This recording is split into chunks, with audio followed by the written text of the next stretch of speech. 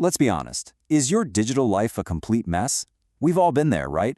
A desktop that's just a sea of random files, and a downloads folder that's basically a black hole.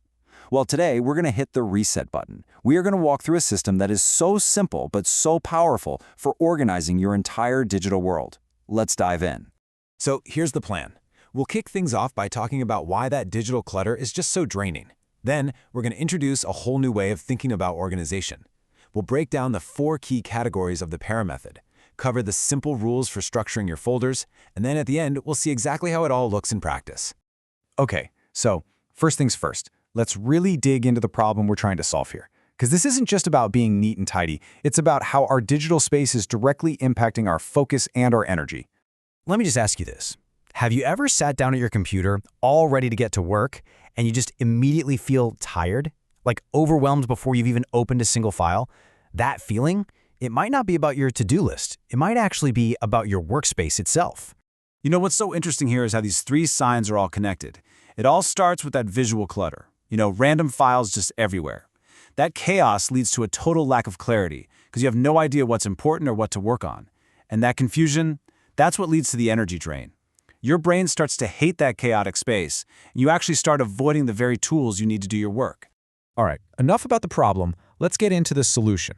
And it really starts with a huge shift in how we think about organizing our stuff. This is the one core idea that's going to make everything else just click into place. This quote right here, this is the entire philosophy in one sentence.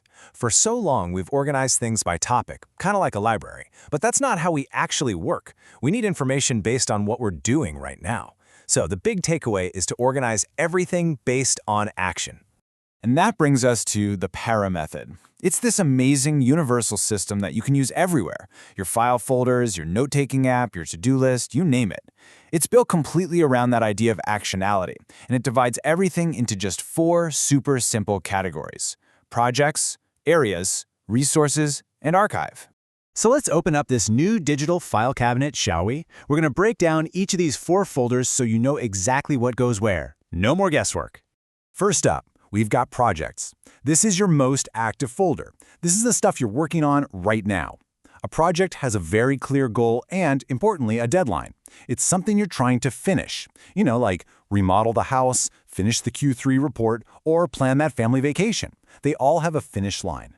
Next up, areas. These are your ongoing responsibilities in life. So unlike projects, they never really end. This is where you maintain a certain standard. Think about your health, your personal finances, or your role at work.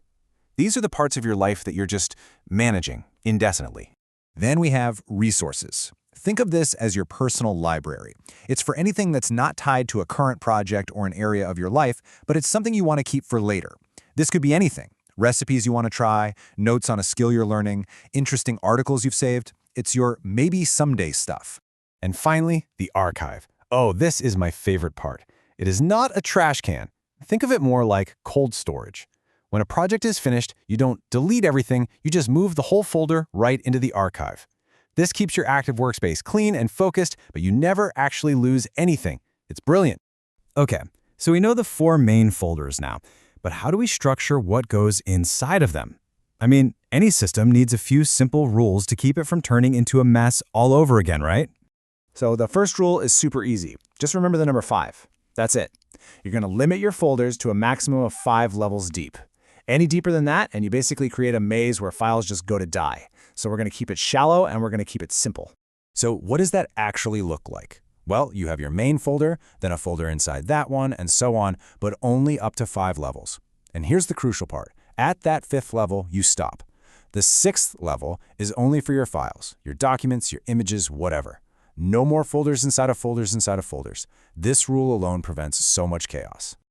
Okay, rule number 2 is a total game changer. You know how computers just love to sort everything alphabetically? Well, that's almost never how we want to see our stuff. By adding a simple number like 01, 02, or 03 to the beginning of your folder names, you take back control. You get to decide the order based on importance, not the alphabet. So, we've got the concepts, we've got the rules. Let's put it all together and see what this system actually looks like day to day, starting with one of the most important parts, how you name your files.